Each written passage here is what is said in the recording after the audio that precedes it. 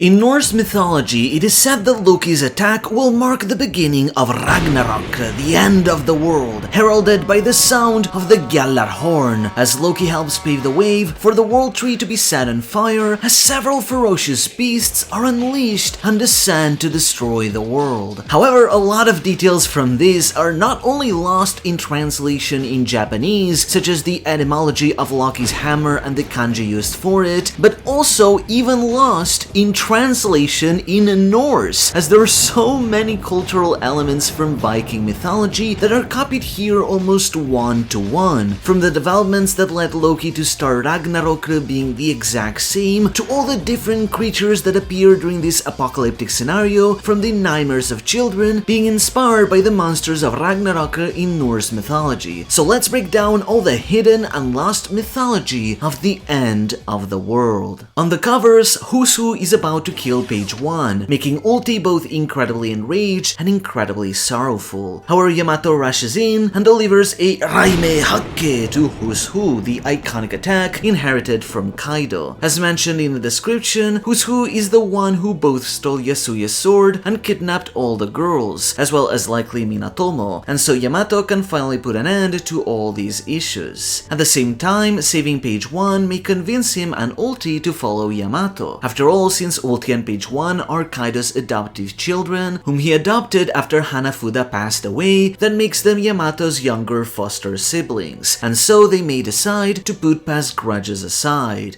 Hopefully. As Ripley continues touring Frankie around the Adam Tree, she shows him a gigantic branch that has been cut off. According to her, this branch housed a village called Haugen. One day, this village was struck by lightning, and since the fire it spread could not be stopped, the entire branch had to be cut off, village and all, to prevent the fire from spreading to the rest of the Adam Tree. As such, Ripley mentions that fire and lightning might be the biggest weaknesses of the Adam Tree, something that does not bode well given Loki's powers later on. By the way, Haugen is a common suffix for location names in Norse, and this is because it literally means small hill, so it's included in the names of a lot of sites in Norway, such as Tinghaugen, Oseberghaugen, Gokstadhaugen, and so on. I also wonder what could have happened to the rest of the Adam Tree that were cut off from the branch. Perhaps it's possible that the little wood that survived the burning may have been stolen by the humans below and then resold into the black market, perhaps being how the likes of the Sunny were made. Back at the West Village, Usopp is unusually drunk, to the point he refers to characters as Luhi and Roro, as well as trying to pull out the sword out of Jarl's head as if it was an Excalibur, a myth that clearly has persisted across the ages in this world. And though this is seemingly due to Usopp's joy of achieving his dream, he's clearly had a bit too much to drink. Brook is similarly drunk, with his laugh being yo-ho ya ya rather than the usual yo-ho-ho. However, this makes sense because according to the SBS, while Jinbe, Zoro, and Nami are the strongest drinkers on the crew by far, the likes of Brook and Usopp are actually fairly lightweight drinkers. Meanwhile, Girth treats the two injured gatekeepers as, after all, she is the doctor of the new giant warrior pirates, as indicated by her luggage with a medical cross on it. The Road, however, ends up spilling the beans about what he did, since he's not very good at lying, but in this panel, you can see the difference in their height, showing that even giants can vary quite a bit in height, just like humans.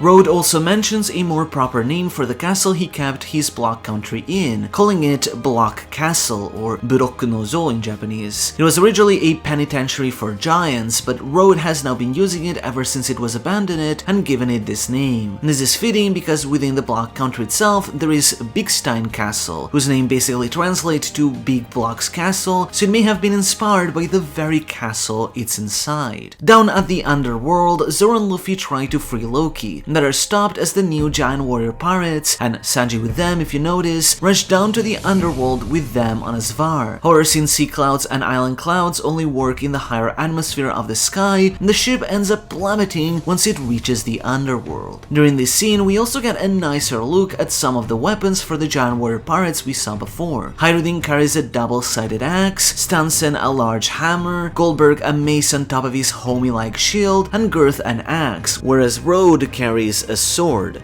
By the way, he uses an expression called Jinsei Otsu, which is an otaku internet slang that basically equates to something like RIP or F in the chat. Speaking of Goldberg's shield though, you can see that it seemingly also reacts to the impact against the Gum Gum balloon. As the giants are about to bounce, Girth falls off the ship, so Hyrule tries to extend his hand to save her, while Sanji dives after her as well, though her falling off fundamentally lessens her wounds. However, as Hyrule tells Luffy not to free Loki, not only is Luffy sweating bullets, but he literally can't even say a word, as his speech bubble is literally just empty, even in Japanese, something that has rarely even happened across the entire series. However, it's already too late, as Zoro has already freed Loki's cuff, liberating him upon Elbaf. However, keep in mind, one of the sea stone cuffs is still on his foot, so Loki will still be weakened, beyond his wounds as well, of course. Though in that case, it seems he was exaggerating his wounds to trick the others into releasing him. So either this will serve to limit Loki for a bit, or maybe he'll be able to forcibly take the key from them to free himself further. By the way, Zoro refers to Loki as Ors-sized, which refers to the fact that Loki seemingly has ancient giant blood flowing inside of him through his father Harald, who is also a hybrid, which would make him taller than the normal giant. Even so though, he doesn't seem to be as big as the 60-meter plus tall ancient giants, but Zoro may generally be exaggerating here, with hybrids likely more in a halfway point between the giant 20 meters and the ancient giant 60 meters. As Loki arises though, we finally get the name of his weapon, seemingly being the giant hammer that he had behind him when he was captive, which was present there ever since chapter 1130. The weapon's name is Ragnir, and while it may not seem like it, this is an elaborate play on words, combining the words for Ragnarök, which refers to the end of the world in Norse mythology that Loki kept mentioning he'd bring, and Mjolnir, the iconic lightning hammer that Thor was said to wield. As such, Ragnir is the Mjolnir that will bring forth the Ragnarök. This is further reinforced by the fact that while Ragnir is the phonetic reading, the kanji reading combines the two kanji of Tetsu and Kaminari, which usually aren't combined together, as this is basically a made-up word that would theoretically be pronounced as Tetsurai, essentially being a combination of iron or metal and lining. As such, it once again connects to the iron lining hammer, the Mjolnir, the hammer of Norse mythology with which Thor delivered powerful lightning strikes, as it's believed the etymological root of Mjolnir could also be that of lining. Of course, the real frightening connection here is the fact that Ripley mentioned before how lightning and fire are the biggest dangers to the Adam Tree, and with someone who may have the power to deliver lightning and was also known to set whole villages on fire as pranks, declaring himself to be the Sun God, then the end of the world really might begin on this very island. And indeed, that is exactly what Loki plans to do, threatening Hyrule to remove his other cuff, though really only using this as a way to intimidate him further into freeing him further. Although the size is clearly exaggerated here, Loki is clearly considerably taller than Hyrule, due to his ancient giant blood clearly being more preserved, while Hyrule's instead is seemingly more diluted, perhaps due to the different mothers, lending credence to Zoro's Ors-sized claim. And so just as predicted, with the cracking sound effects of Haki, Loki delivers a powerful Haki-infused strike with his Ragnir, which invokes a powerful lightning blast that strikes the Adam Tree, setting it on fire on its upper southern side. Meanwhile, at the Walrus School, a giant snake suddenly attacks the children. The children refer to the snake as the Jörmungandr, the snake of the end. As you may be aware, the Jörmungandr is a creature in Norse mythology, being a colossal serpent that envelops the whole world. Born as the child of Loki and the Jotun giant Angrboda, it was banished by Odin into the sea and grew to a colossal size to the point it could bite its own tail and encircle the entire world. However, it is said that on the day of Ragnarök, the Jörmungandr will let go of his tail and engage in a battle to the death against Thor. The serpent was already referenced by Dorian Broggie as far as Little Garden, as they seemingly refer to the red line as the serpent soaked in blood, due to being like a giant snake that surrounds the world. However, at the same time, it seems there may be more to this claim, considering the Harley talks of the Hellflame serpent and potentially attributes it to the red line given the mirror mural, so the legend has persisted in the myths of Elbaf. In fact, the Jörmungandr letting go of its tail during the end of the world and eventually being slain could be a symbol of how in the end of the world for One Piece, the red line will vanish as well. There is something peculiar about this snake though, and it's the fact that it looks as if it were drawn with ink, similar to Kanjura's drawings in a sense. Though as we'll learn later,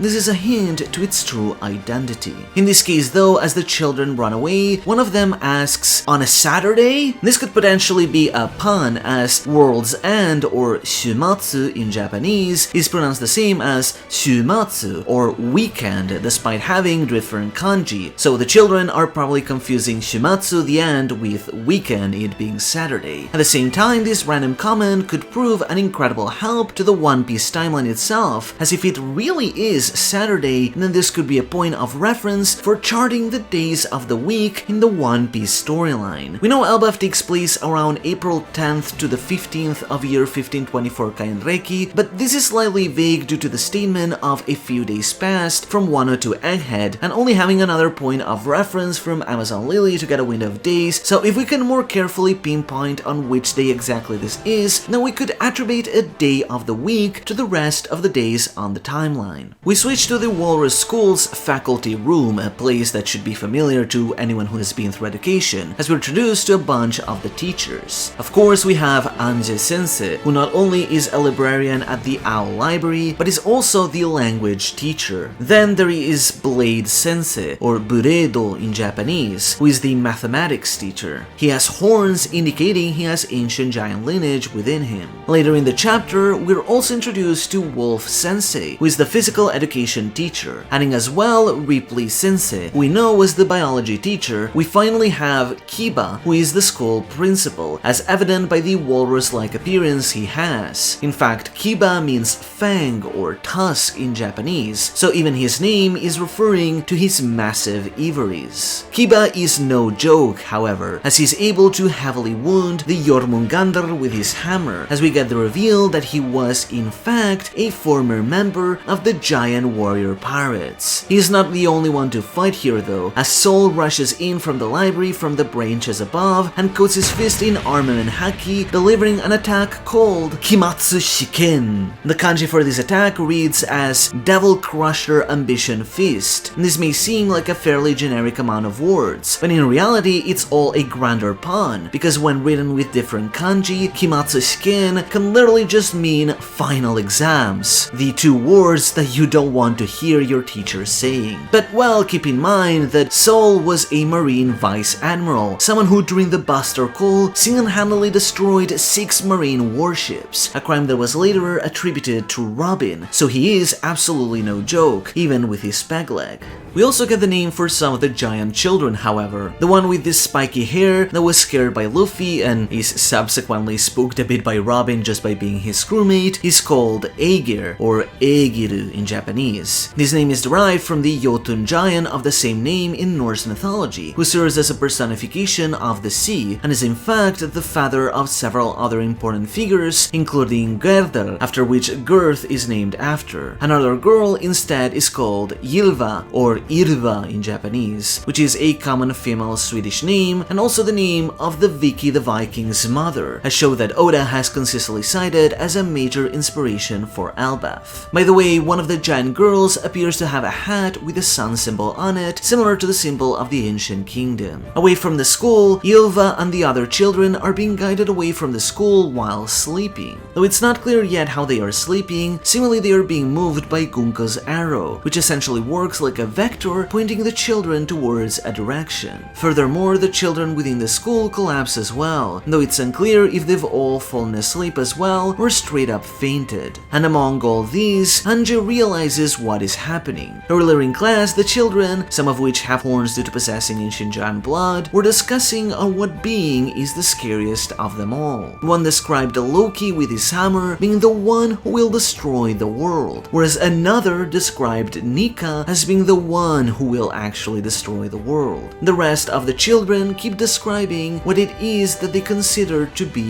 the scariest. One of the girls mentions ghosts, and a ghostly flame appears in front of her, though likely just as a representation. However, Ylva says that if they keep talking about this, then they'll end up having nightmares of all these creatures today. And this is exactly what is happening right now. The kids' very nightmares and their deepest fears are manifesting into reality and materializing, looking exactly like their inked drawings. Someone is making them fall asleep and turning their nightmares into reality. And so a swarm of nightmarish creatures emerge from the forest. Just as it was foretold, Loki setting up the destruction of the world and the appearance of all these monsters marks the beginning of Ragnarök, the end of the world. Principal Kiba, realizing this very situation, asks our blade to sound the horn. But this is no ordinary horn. No, this is in fact the Gjallarhorn, the horn that according to Norse mythology indicates the beginning of Ragnarök. The end of the world begins right now. Now, I'm going to oversimplify things here a bit, as there's a lot of vagueness in the old descriptions and translations of the Edda and other works, but generally in Norse mythology, Ragnarök is foretold as being a cataclysmic event to happen in the future, much like how the writers of the Harley foretold the cataclysm of the Third World's End. Pronounced as Ragnarök, its etymology is believed to be the twilight of the gods, where the gods of this world go to battle in a grand destructive event. One of its key triggers would be Loki, who finally unchained and unbound kickstarts Ragnarök. Several great beasts like the Fenrir or Jörmungandr will break free, unleashing chaos upon the world. The gods will be warned with the calling of the Gjallarhorn, the horn of the god Heimdallr that marks the beginning of the end. This results in the entirety of the world tree being consumed by flames as it is set alight by the far Jotun giant Surtr and fanned by the legs of the Fenrir. But ultimately, Ragnarök ends with the entire world being flooded in water, just as foretold, being the final stage being set by Imu. In spite of that, Ragnarök isn't really meant to be the end. If anything, it's meant to mark a new beginning and show a cycle of regeneration as the word of all goes, and both beasts like the Jörmungandr and the gods disappear, leaving space for mankind to be in control of their lives. So in much the same way, this end of the world may ultimately lead to a new dawn, one where the gods that are the celestial dragons, or even the god knights here, are killed and men regain control of their freedom. But to get there, it means surviving a truly apocalyptical scenario. And heralding that is not just the sound of a horn, but the sign that all the creatures of Ragnarök are appearing. The Jörmungandr, having let go of its tail, was but the first of many more to come.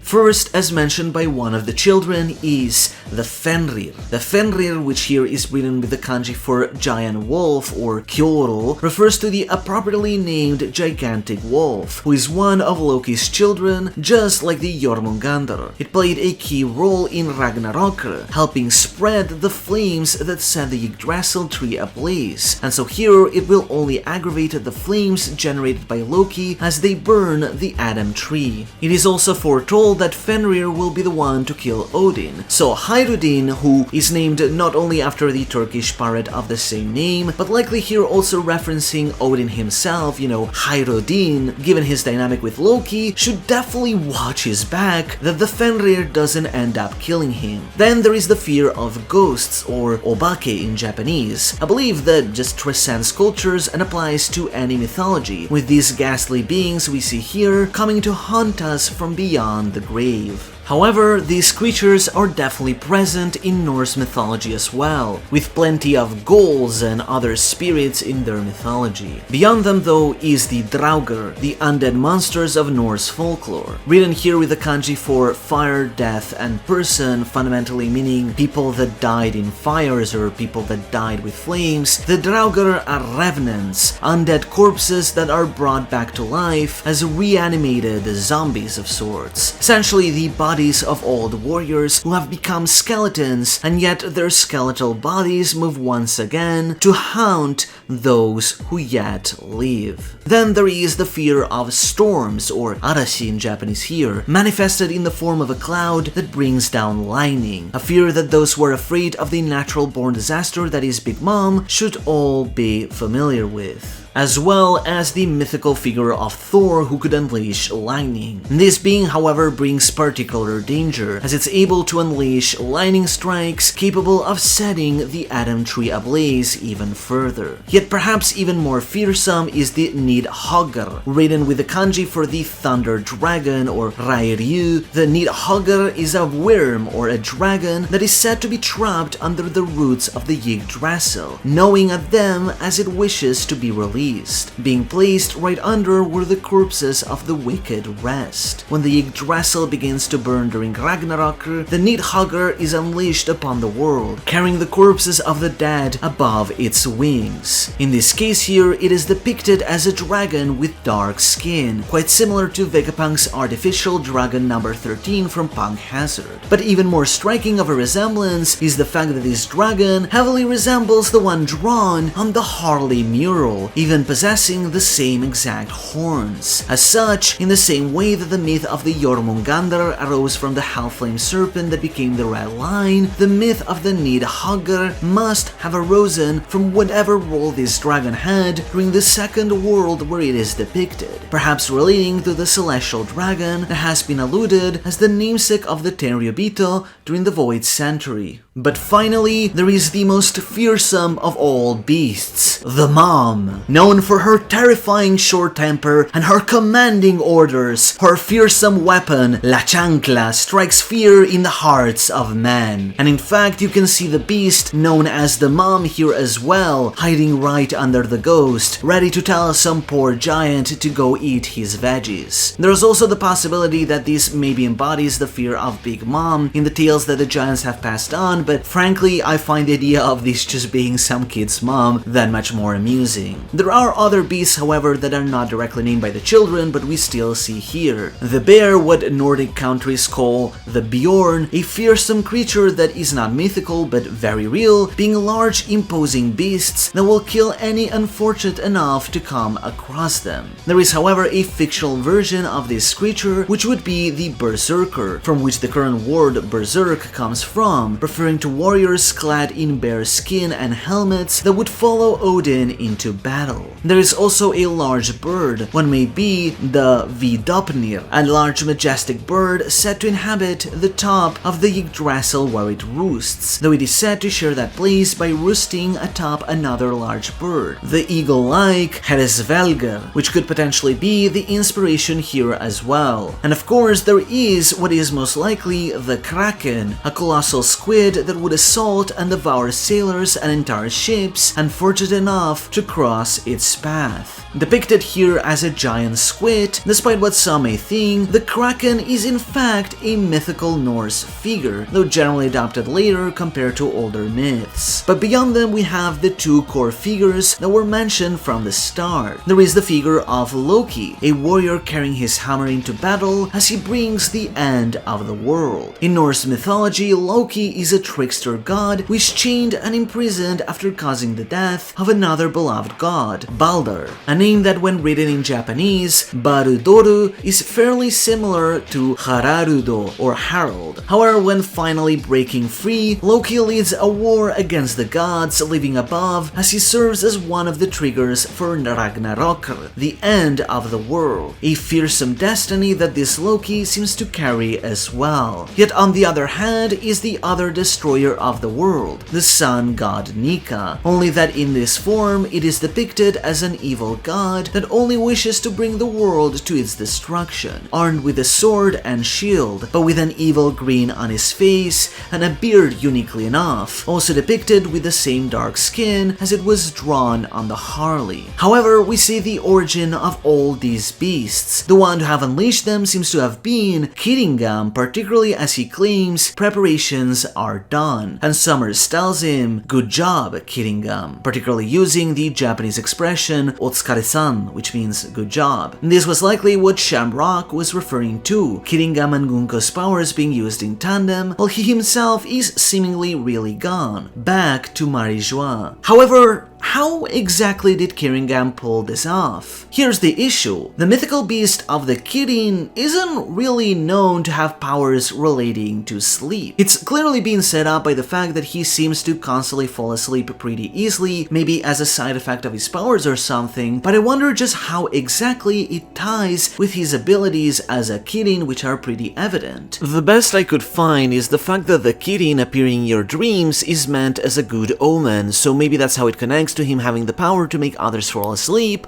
while Summers instead is the one with the ability to make nightmares come to life, so he's thanking him for putting the children to sleep. In spite of this, however, Summers poses a question for Gunko, which is, what is the thing that she fears the most? And oddly enough, Gunko cites Nika. What past does she hold with Nika that terrifies her so much? Is it just because she's a celestial dragon, even if that hasn't been fully clarified entirely, or is it because of some more personal history? And how will she react when she sees Luffy transformed as Nika in action, the embodiment of her biggest fear? Well, let me pivot that off with another question. What is it that scares you the most? Because I know what is most terrifying of all. That text which reads, "Break next week."